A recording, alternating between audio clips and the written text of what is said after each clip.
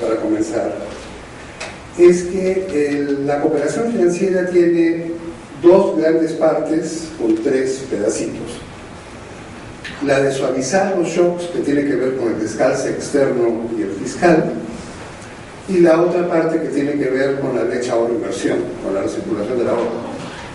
Entonces, el objeto de la cooperación es, por un lado, asegurar la autonomía en la política económica, pero por el otro, contribuir a mantener el ahorro dentro de la región. El gran problema regional, tanto en América Latina, como en Asia, como en África, como en los países árabes, es que el ahorro pasa de donde se genera, pasa a las economías más dinámicas, por una razón que ahora sí que es obvia.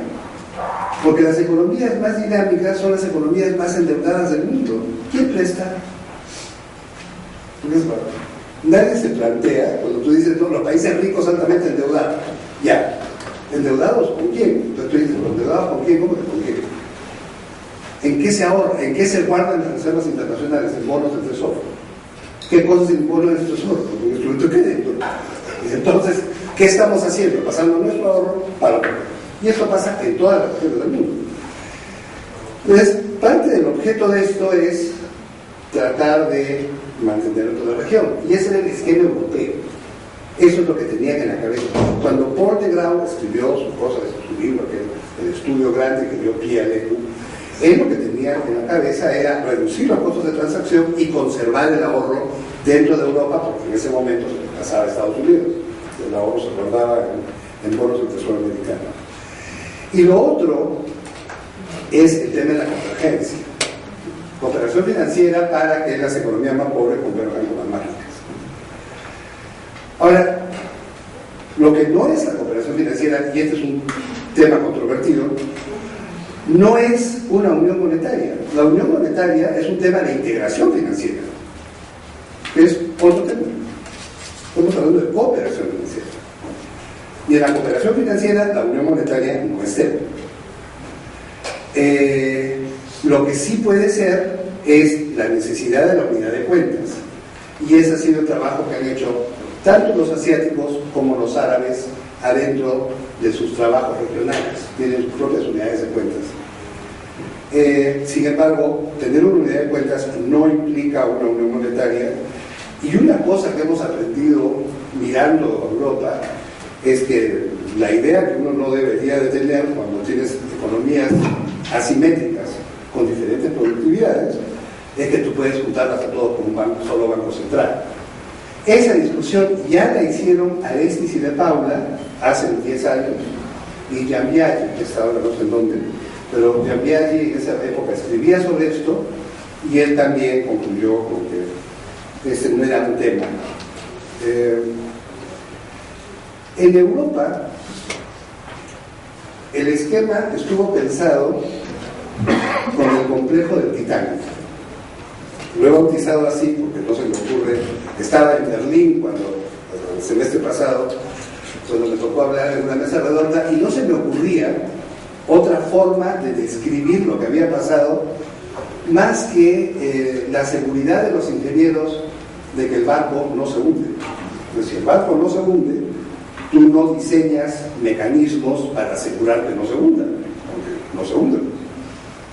Hasta que el Titanic se choca contra el aire y se hunde en 3/4 de hora. Con el euro ha pasado una cosa así, es decir, diseñan una unión monetaria y se olvidan totalmente de las discusiones entre 1932 y 1936 sobre competencias evaluatorias. No existe la competencia evaluatoria. Tienen las monedas entre sí, y entonces ¿quién va a competir con ellos?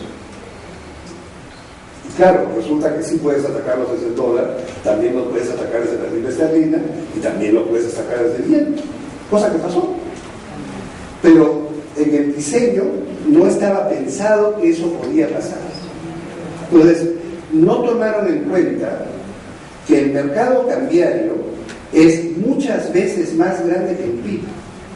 Muchas veces. 10, 12, 15, depende.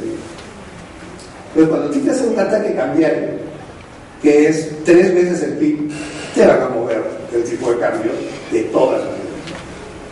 Y para eso necesitas no un lender of last resort, necesitas un fondo de rescate.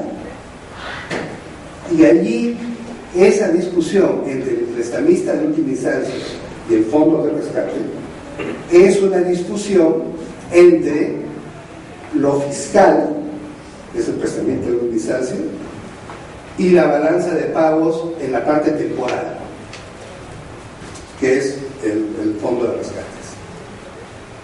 Esa discusión no estuvo.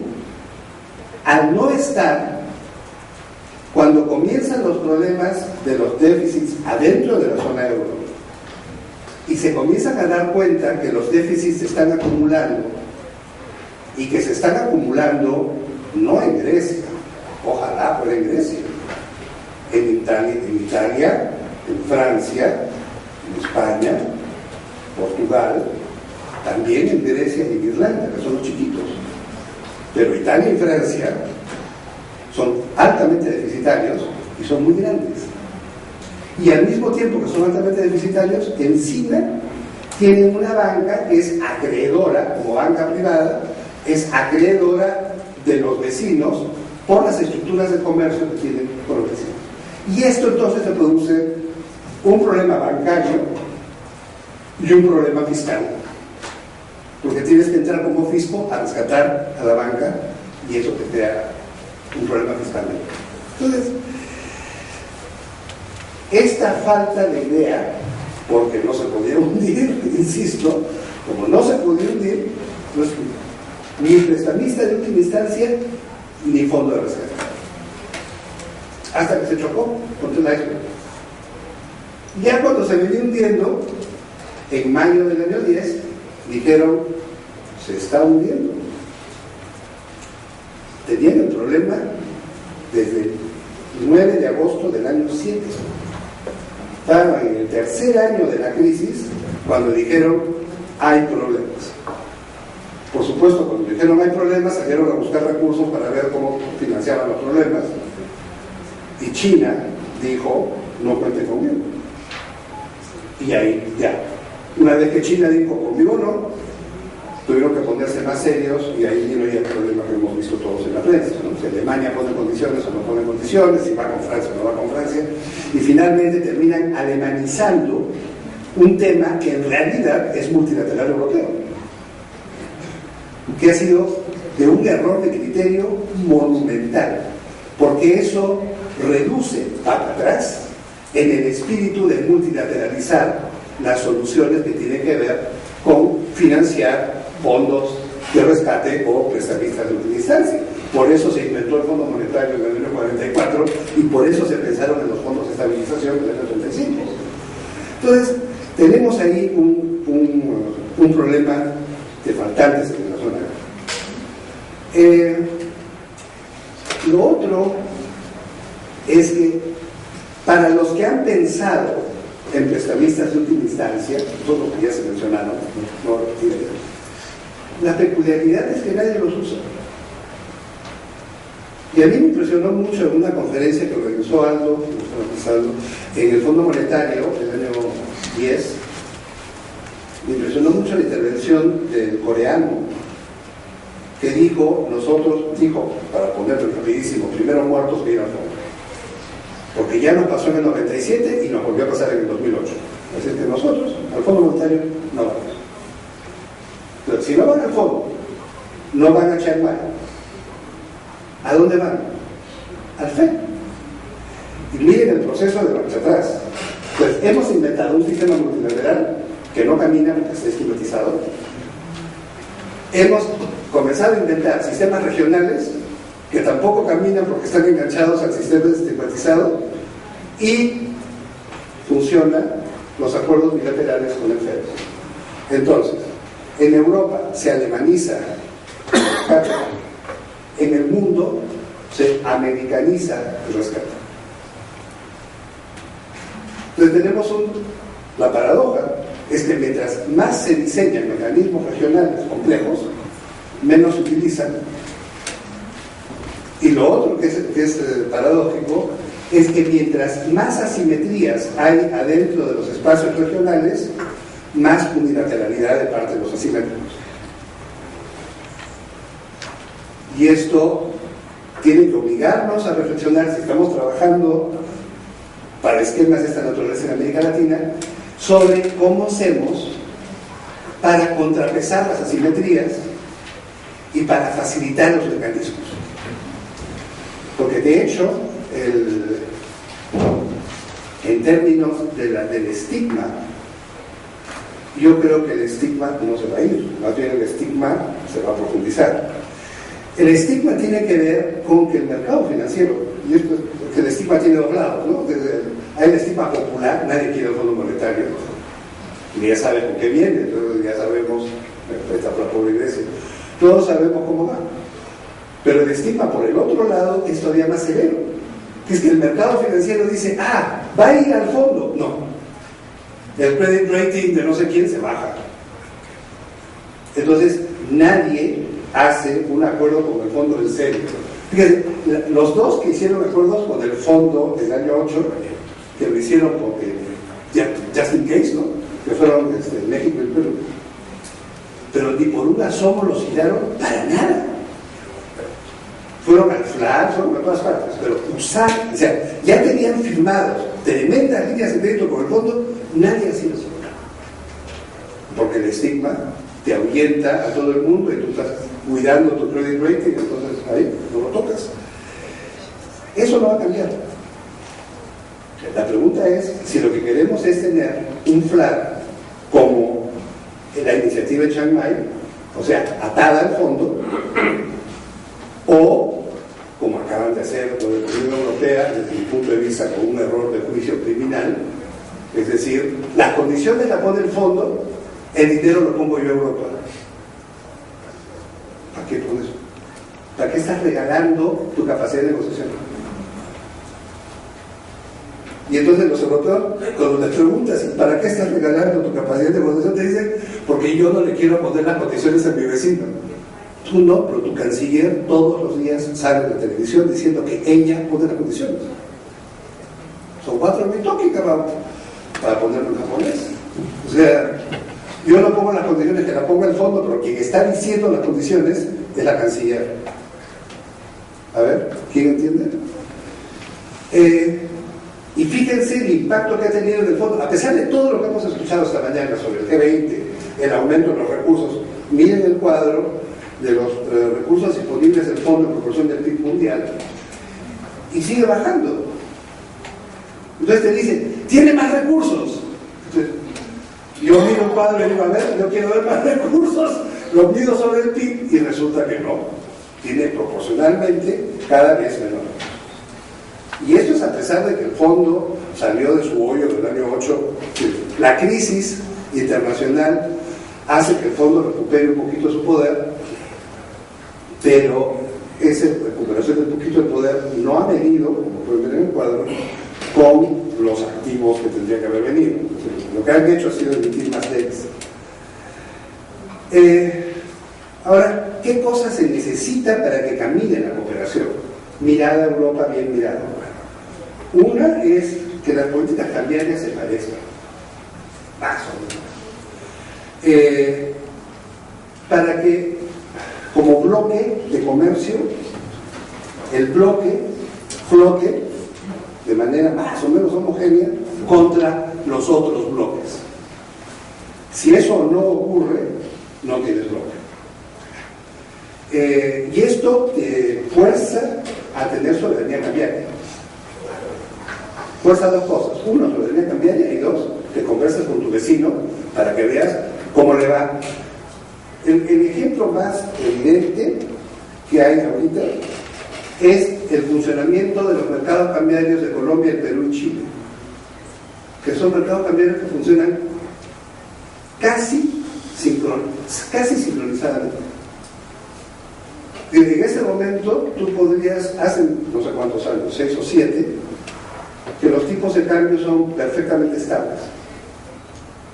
Y eso es sorprendente. Es decir, claro, son perfectamente estables porque tienen más o menos la misma tasa de inflación y porque tienen más o menos la misma tasa de crecimiento. Entonces, ahí va. y está ahí más o menos 1. Eso es notable. Digamos, si eso se lograse, en general, tendrías una zona comercial que podría operar en monedas nacionales sin obstáculo. Si no es el caso, entonces ahí ya viene la necesidad de la unidad de cuentas o directamente paso al dólar. Cualquiera de los dos. Y el prestamista de última instancia tiene que estar allí para la eventualidad de los shocks externos, por el lado fiscal, y los fondos de rescate para la balanza de pagos, en la eventualidad de problemas de balance de pagos.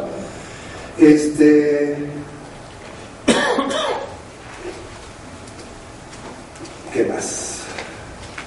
Los puntos de contagio de la crisis, y esto he estado mirando mucho México, que es, digamos, la economía más enganchada a Estados Unidos, para tratar de ver,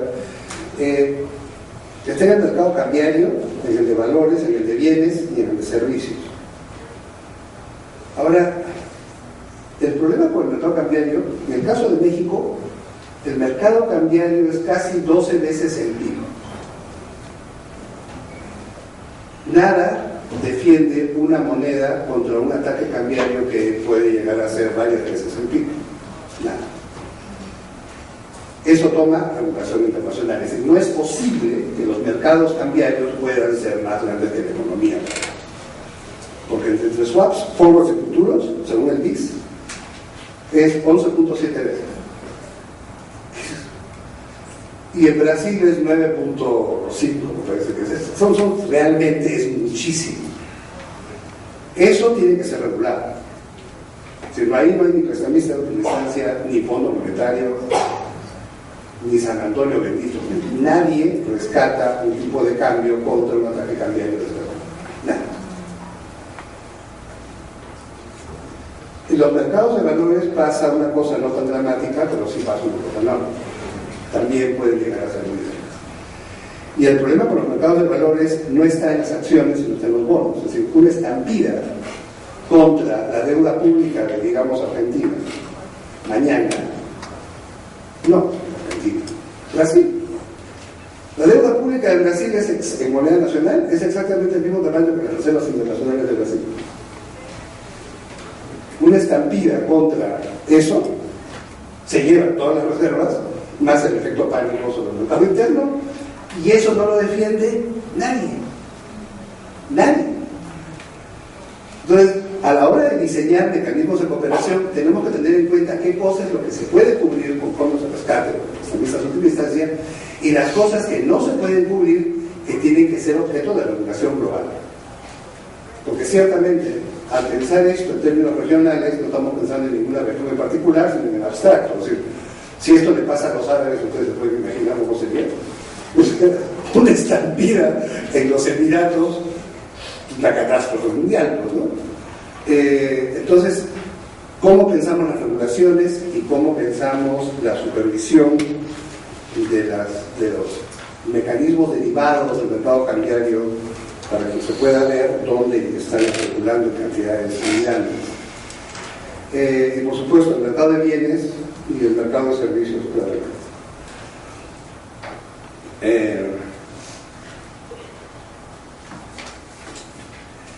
Tenemos por ahora cooperación financiera en América Latina en las bolsas de valores, por lo menos en 4 bolsas, que son la de Santiago, Lima, Bogotá y México, en lo que se llama el Arco del Pacífico. No tenemos cooperación entre las bolsas de la costa pacífica y las de la costa atlántica. Esto, la falta de cooperación ahí adentro puede ser producto de la política cambiaria o nomás de la falta de interés de lo que están en cada parte. No sé. Eso, hay trabajo por hacer. Pero el hecho es que como hay cooperación, como todas las bolsas funcionan con pantallas que muestran las acciones de todos los otros mercados, los fondos de pensiones y los fondos de inversión de cualquier país pueden operar en el otro. Y ellos cierran, yo entiendo que cierran en divisas, cierran en dólares, pero dada la estabilidad de Colombia, Perú y Chile, por lo menos, podrían estar cerrando moneda nacional perfectamente sin que pasara nada. Y yo me imagino que pronto, si la dinámica con México se acelera, pasará igual con la Bolsa Mexicana. Ahora, lo que está más desarrollado en América Latina, mejor dicho, lo único que está desarrollado en serio, es la parte de la circulación del ahorro para la inversión. Y la parte esa, lo que está desarrollado de esa, es la parte fiscal. Los estados ponen el dinero con plata, en el Banco de Desarrollo que quieran, que a su vez prestan. Los bancos de desarrollo no están funcionando como bancos, no están captando ahorro para prestar. Lo que están haciendo es recibiendo dinero a cuenta de los gobiernos para prestar. Y yo creo que los bancos de desarrollo, por uno en particular, deberían estar captando ahorro. Parte de su función es captar ahorro y recircular el ahorro regional o global, pero captar ahorro. Entonces, lo que nos falta son mecanismos de captación de ahorro. Y nos faltan mecanismos de captación de ahorro por el mismo tema que le falta a Europa. No tenemos un instrumento con un riesgo regional. Y el instrumento del riesgo regional en Europa, que se llama el eurobono, ha sido sumamente controvertido, y cuando finalmente la Unión Europea logró emitir unos cuantos eurobonos en una pelotera fiscal en Francia y en Alemania, porque cómo era posible que ellos brindaran su riesgo país a una región cuyo riesgo agregado era más alto. Pero para eso es, pues, para bajar el riesgo de la región. Ese es el objeto de la unidad de cuentas regionales, bajar el riesgo regional. Aunque para los que tienen mejor calidad crediticia les implique perder un poquito de la calidad crediticia. Finalmente, la entrada en vigor de este mercado financiero ampliado, el MICA, habla de un dinamismo integracionista que en general no se observa en otras partes, ni de América Latina ni del mundo. Eso se ve en Europa, no se ve en Asia, no se ve en los países árabes. La no integración de los de la costa atlántica con los de la costa pacífica, yo creo que hay que subrayarla, hay que ver por qué no hay integración y qué se puede hacer para propiciar que la haya. Y el problema de la cooperación para la formación del Banco de Desarrollo Regional, del Banco del Sur, hay que ver por qué se atoró, porque la percepción que uno tiene de fuera es que se atora porque hay bancos de desarrollo que sienten que le hace competencia. Yo no creo que sea un accidente de tránsito que un banco regional haya aumentado 70% su capacidad de préstamos en los últimos 2 años. Yo creo que esa es una respuesta a lo que se ve como la amenaza de la pérdida de clientela posible por el Banco del Sur. Pero al mismo tiempo, bueno, puede llegar a decir, hombre, ¿no? O sea, ¿hasta cuándo vamos a esperar esto? Yo noto que así como hay coordinación cambiaria de Colombia, Perú y Chile, que funciona casi establemente, hay políticas cambiarias divergentes entre Brasil y Argentina, que facilita el pago de moneda nacional en reales y lo dificulta a los argentinos.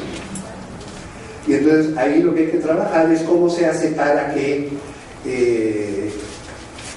se compense en el mercado cambiario el riesgo cambiario del peso argentino.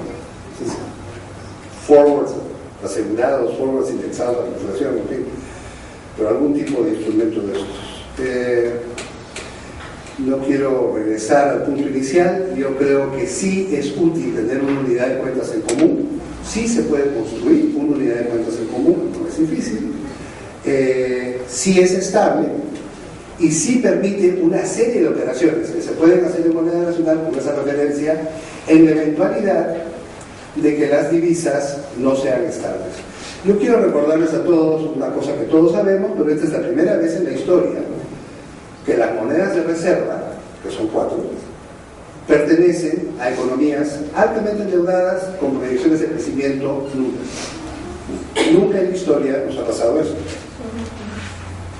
Y esto es razón para que pensemos mejor cómo le vamos a hacer al futuro con la cooperación financiera. Muchas gracias.